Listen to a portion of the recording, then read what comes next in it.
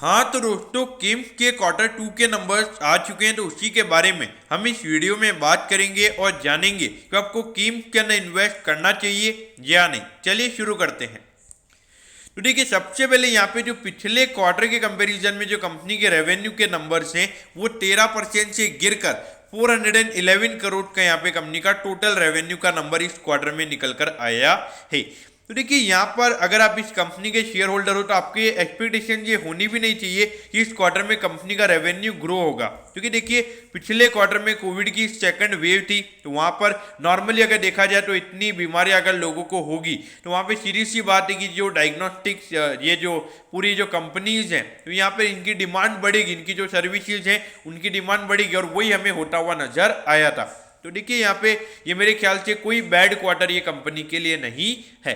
तो देखिए 13% से कंपनी के रेवेन्यू गिरे हैं, तो जो प्रॉफिटेबिलिटी वाला नंबर है ये 8% से गिरकर 84 करोड़ का कंपनी का टोटल नेट प्रॉफिट इस क्वार्टर में आया है। तो अगर हम देखेंगे तो देखा जाए तो नॉर्मली जितनी गिरावट होनी चाहिए उतनी गिरावट नहीं हुई है, तो नॉर्मली ये जो क्वार्टर है ये कंपनी के लिए अच्छा रहा है।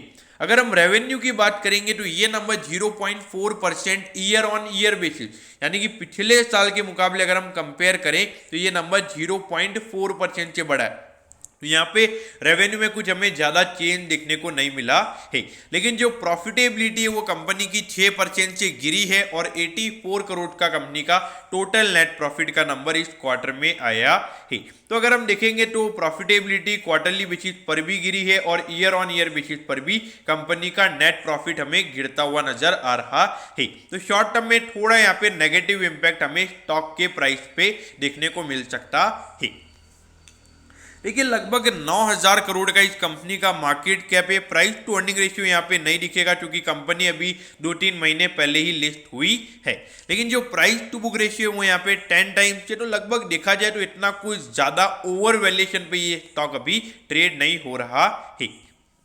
अब देखिए, पहले ये कंपनी लॉस में थी, फिर उसके बाद में अगर हम देखेंगे 1920 में ये कंपनी प्रॉफिट में आ गई थी, और 2021 में ये कंपनी का जो कोविड वाला जो यहाँ पे ईयर रहा है वो ये कंपनी के लिए काफ़ी फिनोमिनल रहा है। देखिए लगभग 200 करोड़ का कंपनी ने इस पूरे फाइनेंशियल ईयर में प्रॉफिट कमाया था। लेकिन देखिए मेरे ख्याल से 2021 के कंपेरिजन में यहाँ पे थोड़ी जो आपकी एक्सपेक्टेशन है वो थोड़ी कम होनी चाहिए एज ए शेयर होल्डर। अब देखिए 1174 पे ये स्टॉक अभी ट्रेड हो रहा है और इसने 1397 का हाई बनाया है। तो वहां से अगर आप देखोगे तो लगभग अगर हम इन परसेंटेज वाइज अगर हम बात करेंगे तो 14 से 15% ऑलरेडी अपने ऑल टाइम हाई से ये स्टॉक करेक्ट हो चुका है। लेकिन देखिए अभी रिसेंटली ये लिस्ट हुआ है, लगभग 825 का इसका इश्यू प्राइस था, तो वहां से अगर हम देखेंगे तो लगभग 350 रुपये ये स्टॉक अभी ऊपर ट्रेड हो रहा है। लेकिन देखिए अगर आपने यहाँ पर अगर आप इस कंपनी में लॉन्ग टर्म के लिए इन्वेस्टेड है तो मेरे ख्याल से इन्वेस्टेड रहिए, क्योंकि पूरा जो डायग्नोस्टिक सेक्टर है मेरे ख्याल से अच्छे से ग्रो होगा आने वाले टाइम पे, और जो कि जिस तरीके से लोगों में अवेयरनेस बढ़ रही है तो वहाँ पर अगर आप देखोगे तो लोग लगातार टेस्टिंग वगैरह करवाएंगे, तो उससे सीधी सी बात है कि इन कंपनीज को काफ़ी आने वाले टाइम पे बेनिफिट होने वाला है।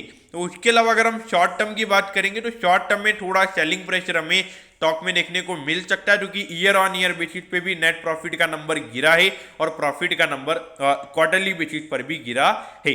तो देखिए मेरे ख्याल से लॉन्ग टर्म इन्वेस्टर्स के लिए यहाँ पे कोई भी वरी वाली बात नहीं है। अगर गिरता है तो मेरे ख्याल से लॉन्ग टर्म इन्वेस्टर्स के लिए एक बाइंग अपॉर्चुनिटी यहाँ पर क्रिएट होगी। तो दोस्तों मैं होप करता हूँ कि आपको किम्स के क्वार्टर 2 के नंबर्स के बारे में सब कुछ पता चल गया होगा। अगर आपकी कोई भी क्वेरीज है तो आप कमेंट कीजिए, मैं जरूर आपके कमेंट पर रिप्लाई करूंगा। ओके दोस्तों, thank you, have a nice day.